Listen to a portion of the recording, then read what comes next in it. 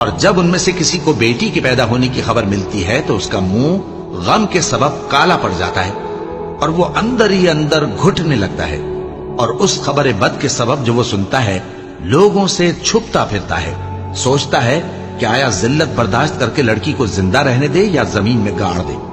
دیکھو یہ جو تجویز کرتے ہیں بہت بری ہے۔ جو لوگ آخرت پر ایمان نہیں رکھتے انہی کے لیے بری مثال ہے، اور اللہ کو صفت اعلیٰ زیب دیتی ہے اور وہ غالب ہے، حکمت والا ہے۔ اور اگر اللہ لوگوں کو ان کے ظلم کے سبب پکڑنے لگے تو ایک جاندار کو زمین پر نہ چھوڑے، لیکن ان کو ایک وقت مقرر تک مہلت دیے جاتا ہے، پھر جب وہ وقت آ جاتا ہے تو ایک گھڑی نہ پیچھے رہ سکتے ہیں نہ آگے بڑھ سکتے ہیں۔ اور یہ اللہ کے لیے ایسی چیزیں تجویز کرتے ہیں جن کو خود ناپسند کرتے ہیں، اور زبان سے جھوٹ بکے جاتے ہیں کہ ان کو قیامت کے دن بھلائی یعنی نجات ہوگی۔ کچھ شک نہیں کہ ان کے لیے دوزخ کی آگ تیار ہے۔